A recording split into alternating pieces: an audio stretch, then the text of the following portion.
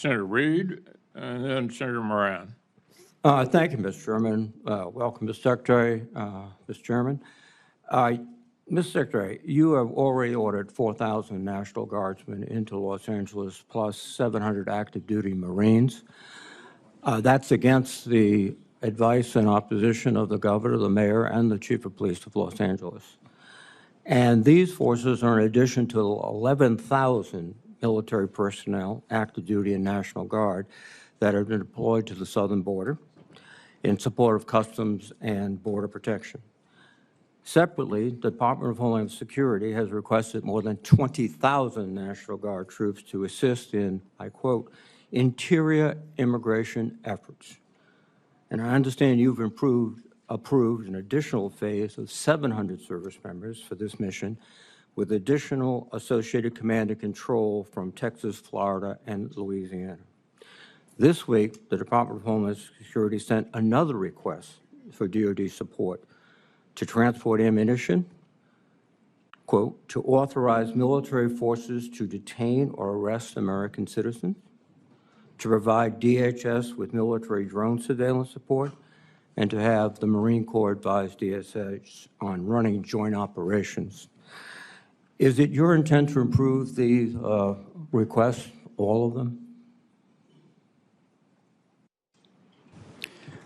Well, Senator, we very much support President Trump's focus on defending the homeland on our southern border, as well as supporting law enforcement officials doing their job in ICE in Los Angeles who deserve not to be assaulted, accosted, and rioted while rounding up one of the 21 million illegals allowed in as an invasion under the previous administration. Are you prepared to authorize DHS to use drones and also to authorize military forces to detain or arrest American citizens?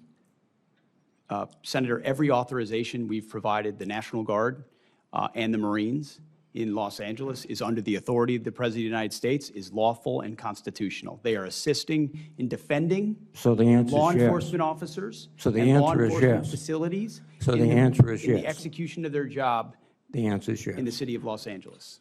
How are you paying for this? Is this done on a reimbursable basis by the Department of Homeland Security, or is the Department of Defense paying for this? As we mentioned yesterday, a lot of this we are paying for, and some will collaborate with DHS on. And how is that done, given a CR which restricts your spending dramatically? What are you taking from? Readiness?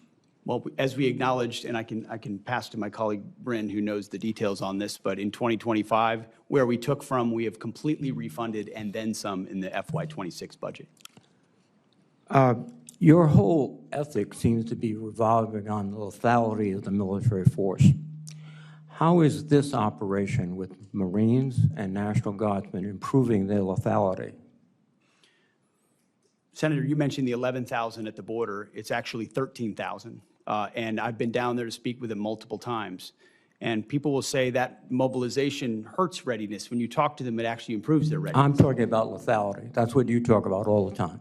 Readiness and training and accountability is all part of lethality. No, that's right, training. The more ready you are, the more capable you are, the more accountable you are, the higher your standards are. It all makes you more lethal. So and the mission in Los Angeles, as you know well, sir, is not about lethality. It's about maintaining law and order on behalf of law enforcement agents who deserve to do their job without being attacked by mobs of people. And so we're very proud that the National Guard and the Marines are on the streets defending the ICE agents, and they will continue to do that. Law and order is a civil function under the Constitution of the United States.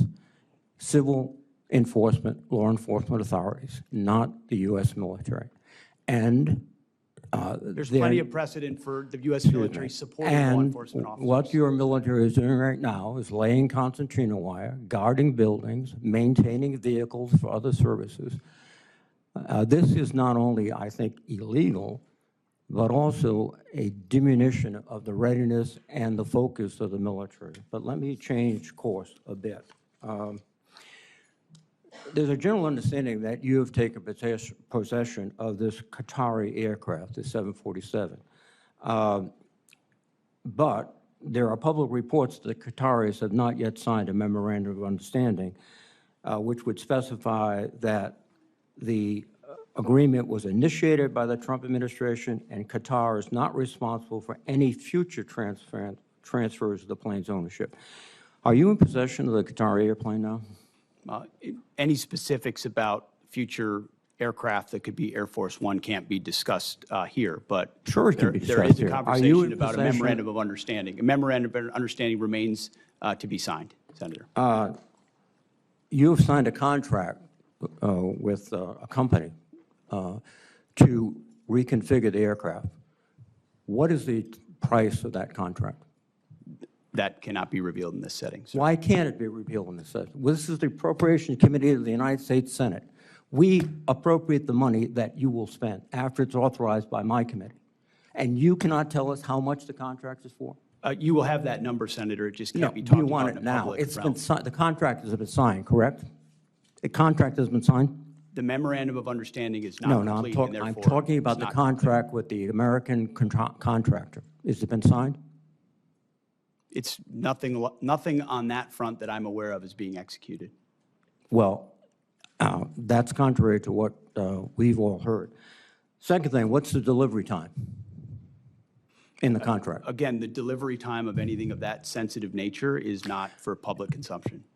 Can you tell me the delivery time for the Boeing aircraft that were being prepared for Air Force One? Was that in the contract? One of the problems is that the way we actually procure aircraft in this country takes so long Oh, that yeah. when it's ordered, it's 7, 8, 9, 10 years late, requiring the necessity for a stopgap alternative. Well, no. What you've just said is that the Boeing information was public knowledge. The delivery date, the cost overruns, but this is not. Because this is not only a bad deal for the American public, it is just it's gratifying the president's ego. That's all it is. Thank you.